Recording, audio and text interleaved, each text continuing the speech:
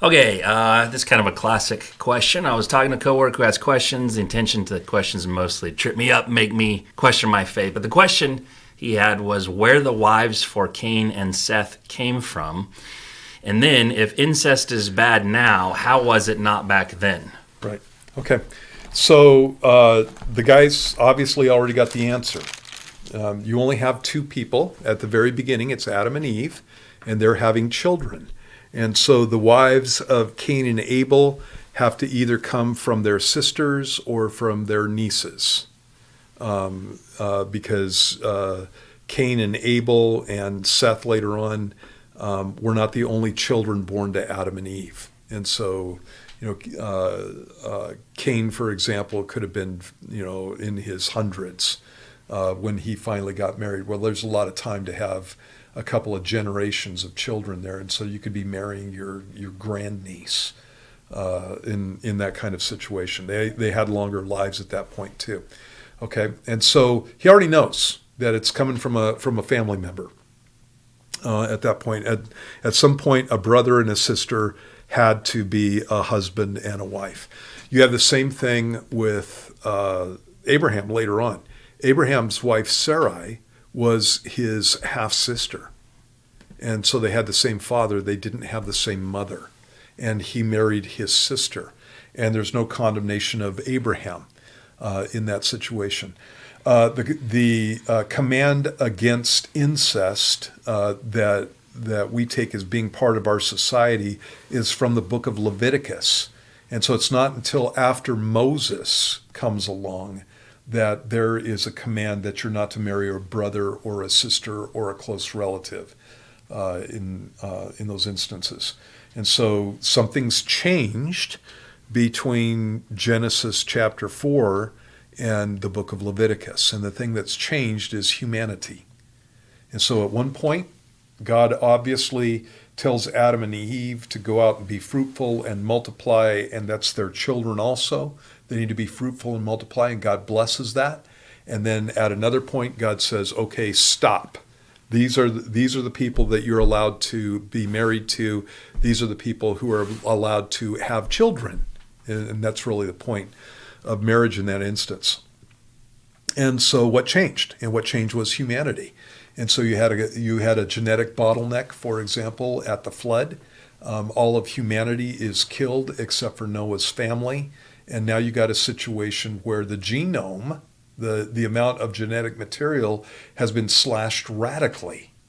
Noah didn't have the same genome as Adam, for example. And so you would have mutations entering in and things like that. And then you have another genetic bottleneck at Babylon, at the Tower of Babel, where the people get sent out into all the world, and you have these small pockets of people living with each other, and so you're going to get some genetic bottlenecks there too, and you have more time going on, so more mutations. And so by the time that you get to the book of Leviticus, there are apparently so many mutations in the genome that it's dangerous to have children from somebody that is your close relative. And that's why the prohibition's there. Right. So if the prohibition's not there, it's not sin. And when the prohibition comes, it becomes sin. We know this from the hillbilly redneck incest family that has all kinds of mutations and weird things happening. But the other thing is, God's the fingers coming out of their shoulder. Yeah. God's the lawgiver. Yeah. So he gets to do that. Right. And then what's other interesting thing is that you know how God writes his law or his standard of righteousness on the tablet of our heart, and it's amazing how when God speaks, it's the conviction of the human soul to that response that makes it good or bad because of what God's standard is. Right. Yeah. Exactly. Law of morality. Yeah. And so there's a good scientific reason for that. Yeah. And one of the problems that people who come out of the world have is they think that we're getting better over time. Yeah. And that is not what the Bible teaches. Because they've been taught evolution. Right.